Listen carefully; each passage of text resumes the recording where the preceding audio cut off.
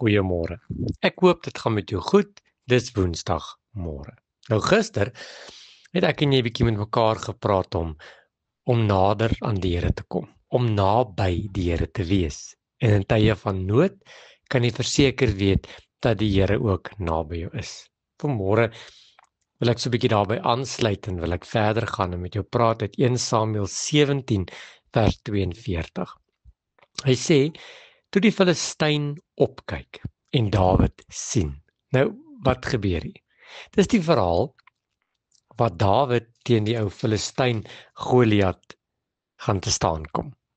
Hy kom staan voor Goliat nie met 'n swaard en 'n spies en al die goed wat hy nodig het nie. Nee, hy gaan staan by hom met 'n slingervel en 'n paar klippies in sy hand. Klein. En nou Goliat is groot.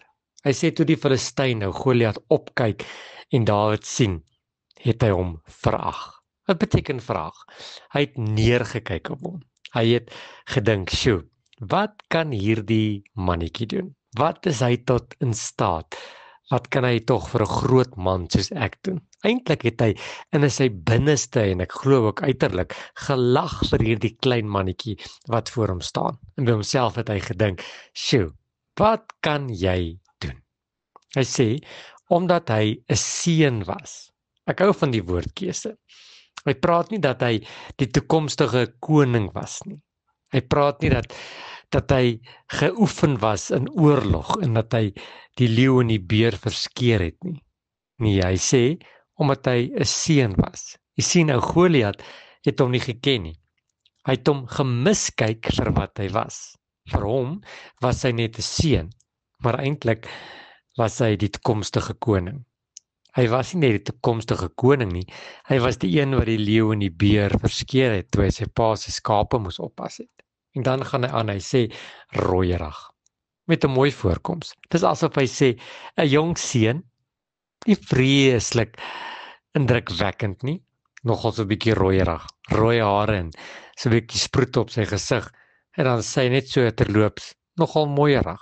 Want mooierig beteken ja, dat hy dalk nie sterk is en goed kan regkry nie, maar hy was daarom mooi.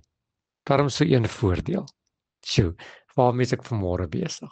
Jy sien, die Filistyn verteenwoordig vanmôre die ou wêreld met al sy probleme en die duiwel met al sy aanslae en dit wat hy by jou wil kom vernietig en wil kom steel vanmôre. So kom ons lees hierdie versie gou weer. En toe die duiwel, die wêreld en al sy probleme opkyk, het hulle vir my daar gesien staan. En hulle het by hulle self gedink, "Sjoe, waartoe is hierdie mannetjie in staat? Wat kan hy doen? Hy's jonk en hy's klein en hy het nie vreeslike talente en gawes en instrumente nie. Wat kan hy doen? Dis net 'n seun, nogal bietjie rooierig met sproete. Miskien mooi, van verder niks nie." Maar weet jy wat? Dis nie hoe die Here jou vanmôre sien nie. Die Here sien vanmôre 'n toekomstige oorwinnaar. Hy sien vanmôre die toekomstige koning. Hy sien vanmôre een wat in staat is om die Goliat te kan vernietig. En vanmôre wil ek hê jy moet uitgaan uit die huis uit. En dan sê jy vir jouself, vyand, kyk mooi. Ek is dalk klein, dalk jonk. Miskien nie vreeslik indrukwekkend nie. Maar ek het iets aan my kant. Ek het Jesus aan my kant. Ek het die koning van die heelal aan my kant. En miskien sien die wêreld jou vanmôre nie vir wat jy is nie. Maar onthou net, jy is dit alles in staat, omdat Jesus Christus binne in jou woon.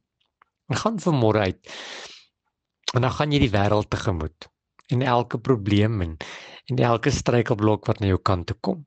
Vat dit vas, kyk dit in die oë. Ja, die wêreld dink nie veel van ons nie.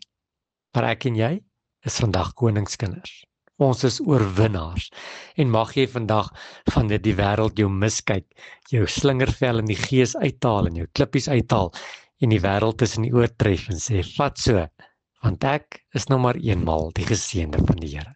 Here, dankie. Ja, die wêreld kyk ons mis. Die wêreld kyk ons verkeerd. Here, maar dankie dat ek weet wat ek is en waartoe ek in staat is. Amen.